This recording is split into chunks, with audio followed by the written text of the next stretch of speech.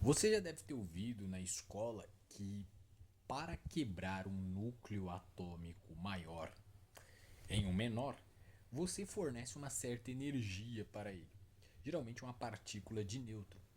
Essa partícula, ao ser absorvida pelo núcleo, faz com que ele colabe, né, sofra um cisalhamento e ele se parte em dois fragmentos menores, que quando se junta a massa desses dois fragmentos, você tem novamente a massa do núcleo anterior. Esse processo em que você bombardeia um núcleo pesado com uma partícula neutra é chamado de fissão nuclear. O mesmo princípio da bomba atômica, que libera uma quantidade de energia colossal. Mas uma coisa que talvez você não deva ter aprendido na escola, ou deveria ter se perguntado, é o porquê de um nêutron. Por que nós devemos atingir um núcleo massivo com uma partícula neutra e não com qualquer outra partícula? O fato é que partículas carregadas, isto é, dotadas de carga elétrica, sofrem o que se chama de barreira de potencial eletrostático. Veja, um átomo é composto por cargas positivas e negativas. As cargas positivas são os prótons e as cargas negativas o elétron, os elétrons no caso.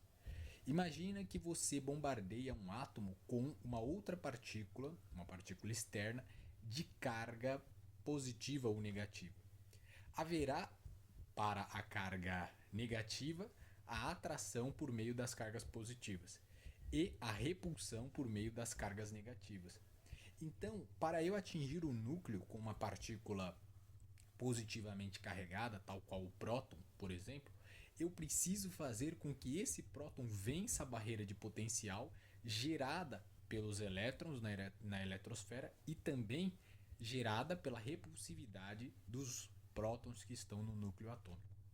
Então o nêutron surge como uma alternativa viável. Afinal, a carga elétrica efetiva deles, líquida, é neutra. Portanto, a carga elétrica é nula. Os nêutrons não sofrem a ação da barreira de potencial e, portanto, passam diretamente até o núcleo. Claro, precisa haver algumas equações, algumas correções para você fazer com que a seção de choque, que é a probabilidade de uma reação nuclear acontecer do nêutron ser igual à do núcleo, ou seja, para que ele seja absorvido pelo núcleo. Esses nêutrons, via de regra, estão em banho térmico ou em equilíbrio térmico com o meio. Significa que eles têm uma velocidade menor, portanto, uma energia menor, uma energia cinética. Isso faz com que o comprimento de onda de de Broglie do nêutron seja da ordem do comprimento de onda de de Broglie do núcleo.